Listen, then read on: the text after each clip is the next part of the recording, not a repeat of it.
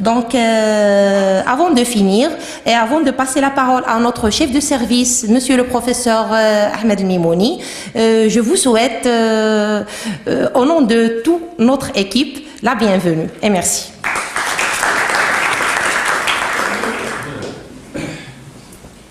Très bien. Merci, ça.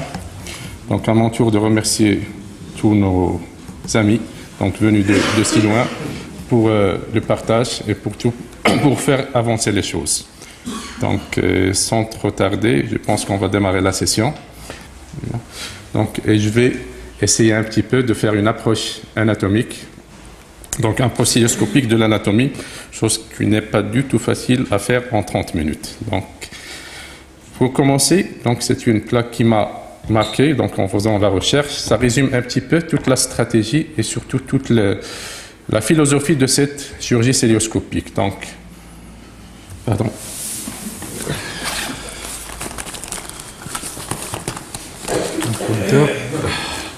Donc la cœlioscopie offre de très bons avantages. Tout d'abord, il va améliorer la vision, donc c'est ce qui est possible actuellement avec l'appareillage qui est nouveau.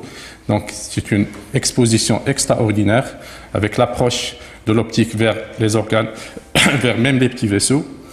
Une utilisation extraordinaire de l'énergie avec une dissection précise. Cela nécessite bien sûr une courbe d'apprentissage, ce qui se fait maintenant dans des cours pratiques et dans des blocs, comme ça va se faire demain. Des règles qui vont être très observées, des règles très pointues. Une manipulation de l'énergie et des sutures qui doit être parfaite. Connaître très bien la stratégie qui va être adoptée devant la malade. Ça dépend de la pathologie, ça dépend de la demande. Est-ce qu'on est devant un cancer, devant une endométriose, devant une pathologie bénigne? Et tout ça ne peut se concevoir sans une maîtrise parfaite de l'anatomie. C'est pour ça qu'il n'est pas concevable de faire une chirurgie correcte, sûre et efficace sans une maîtrise parfaite de cette anatomie. Donc, tout laparoscopiste doit maîtriser une compréhension très approfondie de cette anatomie, notamment la paroi abdominale antérieure, puisque c'est à travers cette paroi qu'il y a l'introduction de trocar, et la plupart du temps, c'est une introduction en premier à l'aveugle. Une maîtrise de l'anatomie du pelvis et de l'abdomen, et surtout une approche du rétropéritoine avec des structures très importantes, notre ami ou hémi-l'urtère, les vaisseaux, notamment les gros vaisseaux, les nerfs et bien sûr les espaces. Nous allons commencer par la paroi abdominale. Donc les repères de cette paroi abdominale sont l'ombilique, les épines iliaques antéro-supérieures, la symphyse pubienne et des limites externes des grands droits de l'abdomen qui sont très importants à connaître. On va voir pourquoi. Il y a des vaisseaux qui parcourent cette paroi abdominale. Le plus important, c'est les vaisseaux épigastriques inférieurs. Donc, c'est un vaisseau qui provient des vaisseaux iliaques externes avant l'entrée dans la région inguinale, contourne médialement le ligament rond et parcourt le tiers externe du muscle grand droit.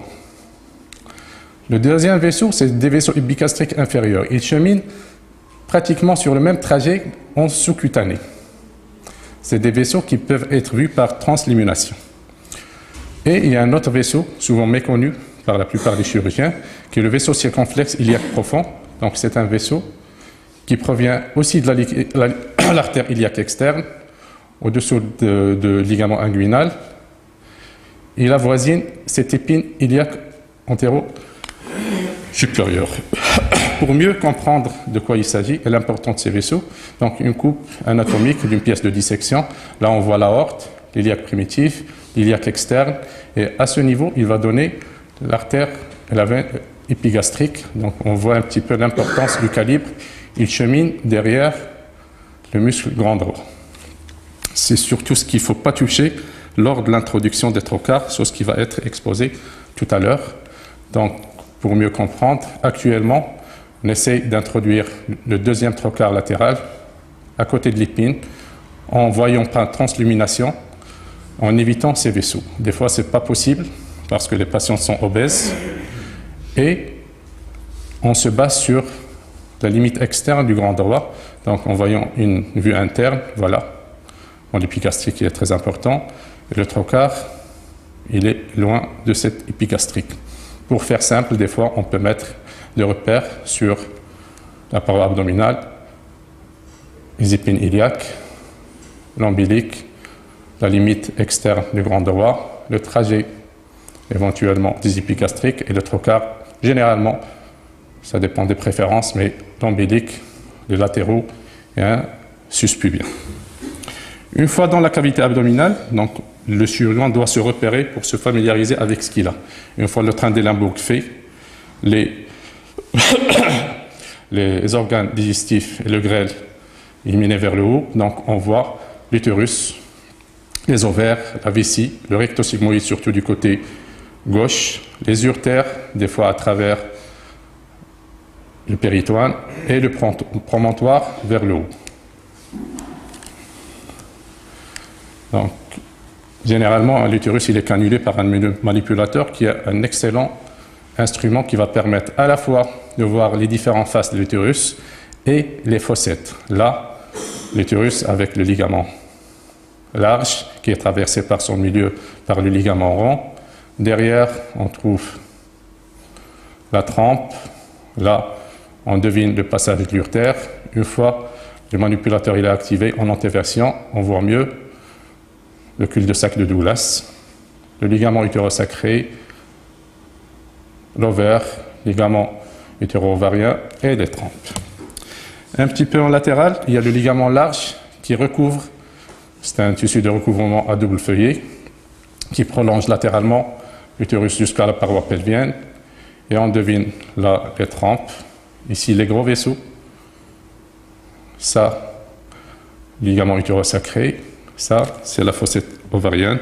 Une fois on soulève un petit peu l'annexe, on voit mieux notre ovaire, la fossette qui est mieux vue, l'utérus. En dégageant plus l'ovaire, on tombe directement sur la fossette ovarienne. L'entrée de l'espace postérieur, le cul-de-sac, l'utérus utérinum et les utérosacrés. Normalement, un chirurgien doit continuer sa visite pour savoir s'il y a d'autres lésions qu'il doit connaître et pour mieux s'exposer. Donc en latéral, on voit la paroi latérale avec le ligament, toujours le ligament large, qui continue l'utérus vers la paroi. À travers ce ligament, on peut deviner les vaisseaux, donc l'artère iliaque primitive, l'externe, l'interne ou l'hypogastrique. Donc, surtout chez les patientes, s'ils ne sont pas obèses, on peut deviner l'urtère en rétropéritonéale dans sa portion pariétale rétroligamentaire, le cul-de-sac, toujours. Là, on peut même voir le promontoire ici. Donc l'aorte avec sa bifurcation. Et une région très importante, surtout si on est en train de faire une promontofixation, c'est la région du promontoire, donc avec les vaisseaux très importants qui cheminent derrière, ils sont très dangereux. Les vaisseaux sacrés médians qui viennent directement de l'aorte. Là, il y a l'élément le plus dangereux qu'on va voir tout à l'heure, qui est la veine iliaque gauche. Ça, c'est la veine, l'artère iliaque primitive et un droit avec un passage d'urtère. Ce qui nous pousse à parler du rétropéritoine. Donc, le rétropéritoine, c'est une zone très importante à maîtriser par tout chirurgien gynécologue, notamment sa vascularisation. On va essayer de détailler un petit peu. Les urtères, surtout lorsqu'il s'agit d'une chirurgie avancée, une chirurgie d'endométriose, une chirurgie oncologique, les espaces pelviens qui sont indispensables à maîtriser, et bien sûr l'innervation. Et notre sujet d'aujourd'hui ne va pas faire l'objet de cette innervation. Probablement, c'est le Dr Moulay qui va la traiter le samedi, Inch'Allah, donc lorsqu'il va nous parler du nerf sparring. Donc, une fois ce péritoine pelvien il est disséqué, donc on tombe directement sur les vaisseaux. Là, c'est l'aorte, donc les vaisseaux iliaques primitifs, l'artère iliaque primitive, qui va se diviser en deux parties, iliaque, l'artère iliaque externe, l'artère iliaque interne. La vascularisation de cette zone pelvienne est assurée essentiellement par ces vaisseaux iliaques, notamment l'iliaque interne, les artères ovariques et l'artère rectale supérieure qui provient de la mésentérique. Et bien sûr, les veines sont satellites de ces artères. Donc, on va parler tout d'abord de l'artère ovarique. Donc, l'artère ovarique provient de l'aorte à hauteur de L2 et descend le long du ligament lombo-ovarien jusqu'au île de l'ovaire où on va se diviser en deux artères, l'artère tubaire latérale et l'artère ovarique latérale qui vont s'anastomoser avec leur homologue, l'artère tubaire médiale et l'artère ovarique médiale. L'artère iliaque primitive donc, provient de la bifurcation de l'aorte. On regarde la jonction sacro-iliaque. Il va donner l'artère iliaque externe et l'artère iliaque interne. Donc l'artère iliaque externe ne donne pas de vaisseau au niveau du pelvis, sauf au niveau de sa sortie. Il va donner deux artères, donc on en a parlé tout à l'heure. C'est l'artère épigastrique inférieure, ici, et l'artère circonflexe iliaque profond. Donc une petite vue cilioscopique de cette bifurcation. Donc on voit très bien notre artère iliaque primitive droite qui va se diviser en deux parties. Donc l'artère iliaque externe et l'artère iliaque interne ou l'épigastrique. Si on fait une dissection de ce péritoine, on voit très bien cette anatomie de cette région. Donc le psoas iliaque avec le passage du génitofémoral, le croisement plurtaire, l'artère iliaque primitive, l'iliaque externe, l'iliaque interne, l'utérine et bien sûr d'autres vaisseaux qu'on va voir tout à l'heure. Donc on arrive à l'artère qui nous intéresse le plus, parce que fréquemment on aborde cette région lors des curages et bien sûr lors de la chirurgie difficile. Donc c'est l'artère iliaque interne. C'est une artère qui naît de l'artère iliaque commune au niveau du disque lombosacré. Il descend verticalement le long de la paroi pelvienne et va se diviser en deux troncs. Un tronc postérieur et un tronc antérieur qui est le plus important. Donc le tronc postérieur va donner trois artères. Une artère pour la région ilio-lombaire, c'est l'artère ilio-lombaire, c'est celle-là. D'accord. L'artère sacralatérale, qui est très importante à connaître, et l'artère glutéale supérieure, ou bien c'est une artère qui était appelée anciennement l'artère fessière supérieure. Il y a le tronc antérieur, pour une meilleure compréhension de ces branches. Donc on va les diviser en des branches viscérales et branches pariétales. Tout d'abord, les branches viscérales, donc ils vont donner des branches à la loge vésicale, à la loge vagino-utérine et à la loge rectale. Donc, concernant la loge vésicale, c'est l'artère ombilicale et la vésicale inférieure. La loge utérine ou vagino-utérine, c'est l'artère utérine, l'artère vaginale. Une artère qui va participer à la vascularisation du rectum, c'est l'artère rectale moyenne.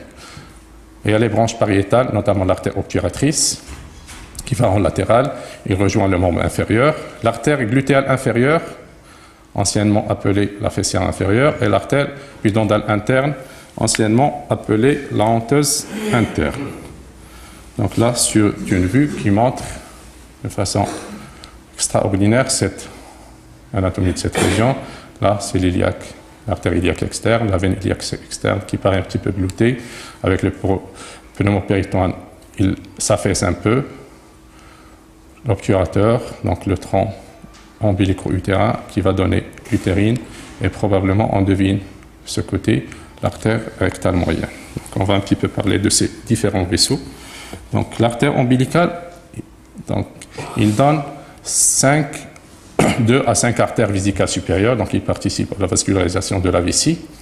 Dans son niveau distal, il devient un ligament. Il s'obstrue. Et son importance surtout, c'est que c'est un guide. Donc, lorsqu'on aborde une chirurgie, notamment soit bénigne, lorsqu'on a de gros fibromes, on essaie d'obliturer l'utérine, c'est cette artère ombilicale qui va nous guider vers l'utérine. Et bien sûr, dans la hystérectomie élargie, il est impératif de repérer l'origine de l'artère utérine, et ça ne peut se concevoir qu'en repérant cette artère ombilicale. L'artère utérine, donc, elle naît soit de l'artère iliaque interne, soit par un tronc commun avec l'artère ombilicale dans 40% des cas. Donc, elle décrit 3 trajets, donc un trajet pariétal, un trajet intraligamentaire et un trajet para-utérin. Dans cette plaque, on voit d'une façon très précise donc cette artère, donc elle est là. Ça, c'est le tronc ombilico-utérin, l'artère ombilicale, l'urtère, donc on voit un petit peu le croisement et on identifie cette artère utérine, c'est à ce niveau qu'on peut faire un clipage, soit, comme on a dit, pour les grands myomes, soit lors de réalisation d'une hystérectomie élargie. Donc il y a les artères vaginales qui sont en nombre de 2 à 3, qui proviennent soit de l'artère iliaque interne, soit de l'artère utérine ou bien de la rectale moyenne. Ils participent à la vascularisation de la paroi antérieure et postérieure du vagin. Il y a l'artère obturatrice, donc qui chemine latéralement contre la paroi, donc et quitte le pelvis par le foramen sous-pubien, donc en se dirigeant vers les membres inférieurs. Il y a l'artère rectale moyenne qui peut être découverte lors de la réalisation d'une promontofixation, la dissection de l'espace recto-vaginal. Donc c'est une artère inconstante, donc il provient généralement de l'artère iliaque interne. Il participe à la vascularisation du rectum. Il y a une artère beaucoup moins connue, les gynécologues, c'est l'artère pédonale interne, appelée anciennement l'artère honteuse. Et donc il se dirige derrière l'épine ischiatique, passe dans le canal pédonal, puis la fosse ischio-rectale, donc, et se dirige vers le bas et participe à la vascularisation du clitoris. Donc, pour résumer, donc, ce qui nous importe le plus, donc, voilà le tronc antérieur de l'artère utérine.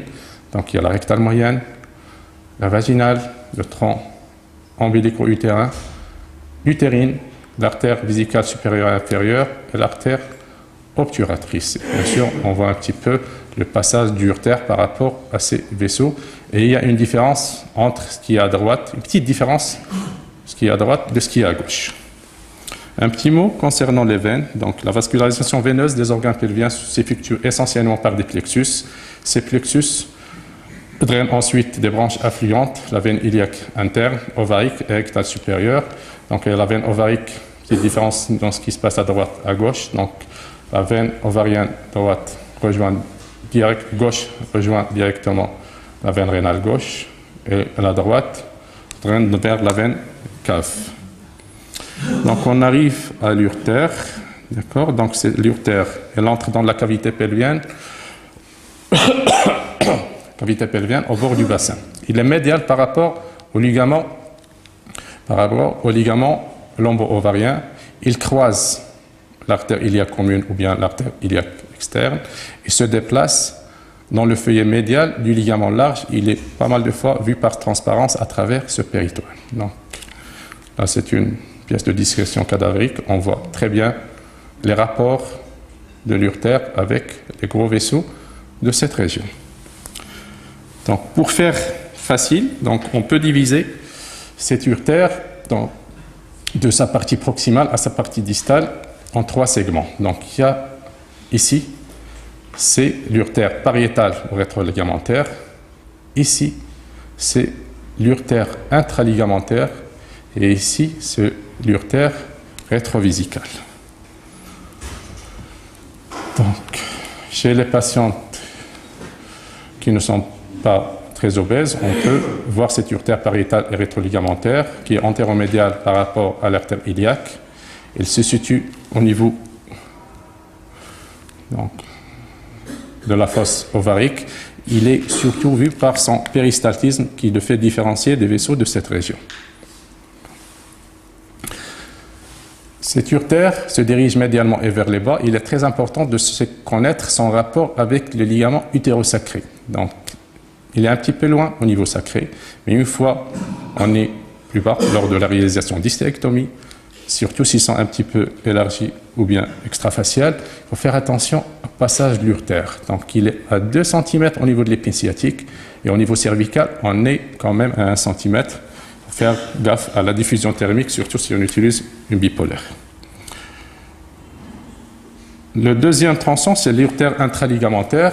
Donc, il correspond au passage de l'urtère au niveau du paramètre. Donc, à ce niveau, il a un croisement avec l'artère utérine. Donc, pour mieux comprendre, on a l'urtère au milieu, on a le paramètre en haut et le paracervice en bas. Et en avançant un petit peu, donc, il y a l'urtère rétrovésicale. Donc, c'est une partie d'environ 10 mm qui est recouverte par la partie inférieure du ligament vésico-utérin ou bien appelé anciennement les pélis de la vessie dans leur partie basse. Donc ça, c'est une très belle planche empruntée à Benoît Rabichon qui nous montre ce passage. Donc ça, c'est l'urtère, donc sa portion rétroligamentaire. Il s'introduit au niveau du paramètre. Il y a ici le croisement du l'urtère. Il sort sous le ligament vésico-utérin. Il est juste en bas. Il traverse et se dirige vers la vessie. Ici, là, c'est la fossette paravésicale, fossette pararectale, fossette vésico-utérine.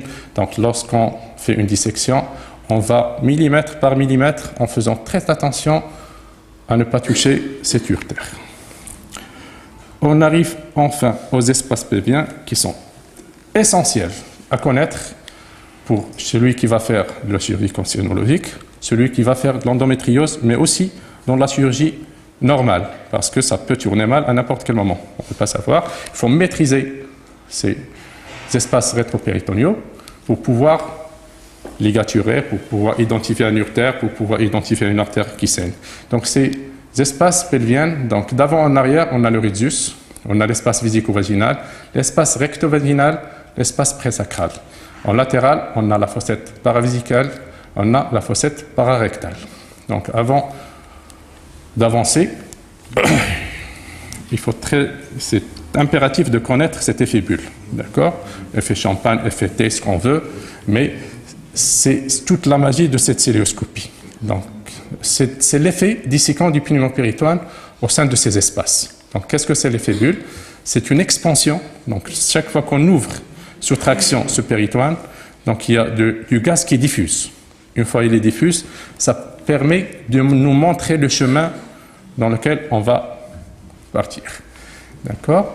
Donc, c'est une expansion provoquée par le gaz du feutrage conjonctif dans des espaces qui sont essentiellement virtuels. Ces bulles nous permettent une progression dynamique et dans ce caractère intuitif, ils sont surtout valables en dissection bipolaire ciseau. Dans les nouvelles énergies, je ne pense pas qu'on aura beaucoup de bulles. D'accord? D'où l'intérêt de commencer toujours par le BABA, ça veut dire bipolaire ciseau, et voir d'autres moyens pour la dissection. Donc on revient à nos fosses, donc d'une façon très sommaire.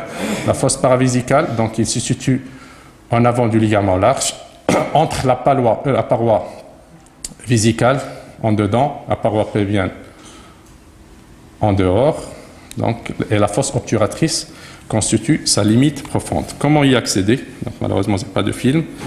Donc, soit lorsqu'on est dans une chirurgie non conservatrice, on sectionne, donc, coagulation, section du ligament rond, et on tombe directement sur cette fosse. Sinon, c'est une incision latérale au gros vaisseau du péritoine, et par l'effet bulle dont on a parlé, on tombe directement sur une zone. Donc on doit identifier nos repères. Et le plus important, c'est identifier cette artère, le ligament ombilical qui va nous guider. Après, on laisse le gaz travailler, d'accord, et on dissèque à l'aide d'instruments bipolaires ciseaux, bipolaires canule d'aspiration.